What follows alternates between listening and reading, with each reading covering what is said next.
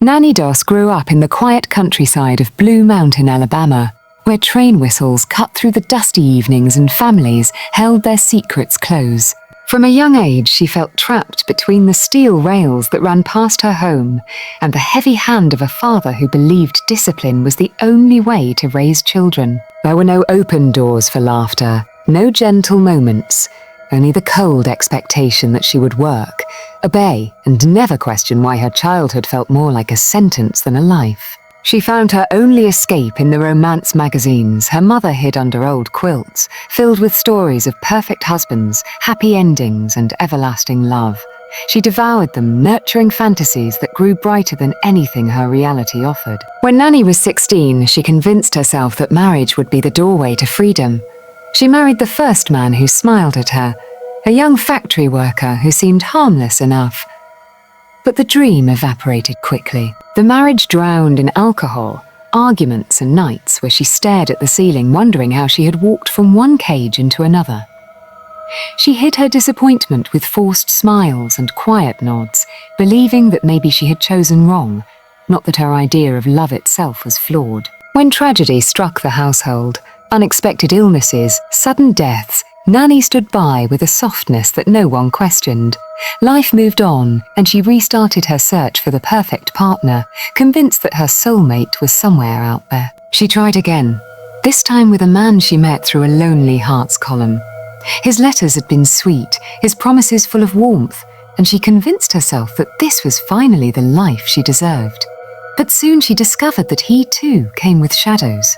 Drinking, gambling, and anger hid beneath his kind words, and Nannie's disappointment deepened into something darker than sadness. Her smile never faded in public, but behind closed doors, she learned to mask resentment with careful politeness. There were more sudden illnesses in the home, more funerals that brought sympathetic neighbors and curious glances, but nothing ever stuck to her.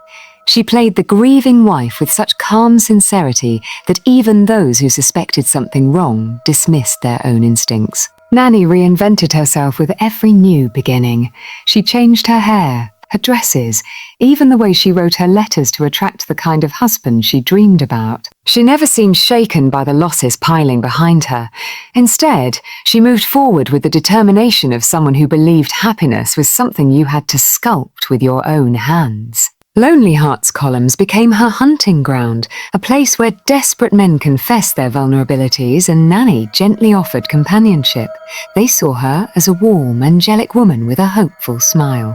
She saw them as possibilities, puzzle pieces that might fit into her idea of perfection. Her next marriage was to a man who claimed he wanted peace and a quiet life.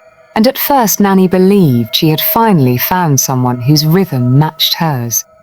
But soon she discovered secrets hidden in his past, whispers of violence, old habits that resurfaced when he thought no one was watching. The cycle repeated itself. Nannie smiling, neighbors sympathizing, doctors puzzled, funerals held without deep investigation. She walked through it all with a soft voice and a gentle posture, never giving anyone a reason to doubt her.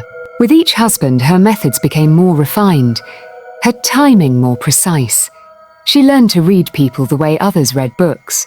She knew when they were weak, when they were scared, when they trusted her completely. She used kindness as her disguise, never raising suspicion because she wrapped her intentions in warmth. Anyone looking from the outside saw a caretaker, a woman who had suffered too many tragedies yet kept her faith in love alive. This image protected her for years. She expanded her circle of affection beyond husbands. Family members, too, fell under her watchful eye. She believed she knew what was best for everyone around her, and whenever someone disappointed her or disrupted the peace she imagined, fate stepped in once again in the form of sudden, unexplained illness.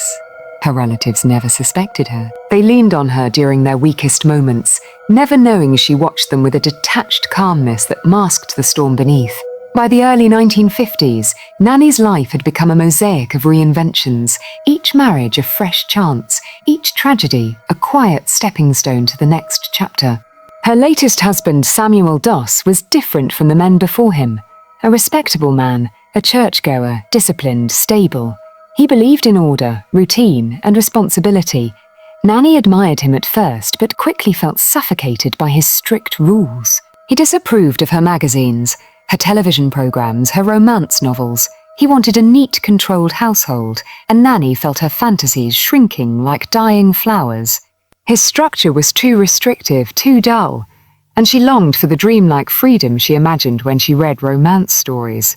Yet she tried to fit into his world. She cooked, cleaned, attended church functions, all while smiling politely. But disappointment crept in again, familiar and heavy. She felt the same ache she had felt in her first marriage, a tightening in her chest that whispered she had made another mistake. Samuel's health suddenly began to fail. Doctors were puzzled by how quickly he declined and astonished when he briefly recovered, only to fall sick again. Nannie played the role of the worried wife flawlessly, calling for help when needed, offering comfort with a practiced tenderness that fooled everyone. But Samuel's doctor noticed that the pattern of illness made no medical sense. His suspicions grew when he learned about Nannie's past tragedies. He requested an autopsy, a decision that would unravel everything Nannie had built over decades. For the first time, someone saw past her gentle smile. The truth, long buried under layers of charm and practiced innocence, finally emerged. The investigation spread across states, pulling together threads from Nannie's past that had once seemed unconnected. Funeral records, medical reports, testimonies from relatives all formed a picture of a woman who had hidden darkness behind sweetness.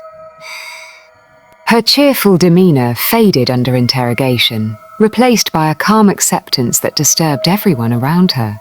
She confessed with a casual tone, as if recounting old memories rather than revealing years of carefully concealed crimes. Her story echoed across America as people struggled to reconcile the gentle, smiling woman with the truth of what she had done. The newspapers gave her nicknames, the public debated her motives, and psychologists wondered how someone so outwardly pleasant could carry such cold intent beneath her warm exterior.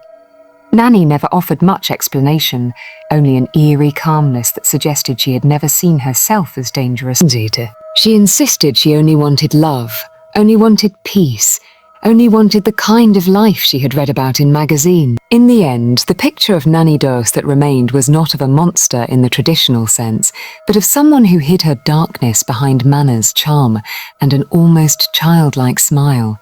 Her life became a cautionary tale, a reminder that evil does not always announce itself loudly. Sometimes it wears a soft dress, pours a warm cup of coffee, and waits patiently for the right moment.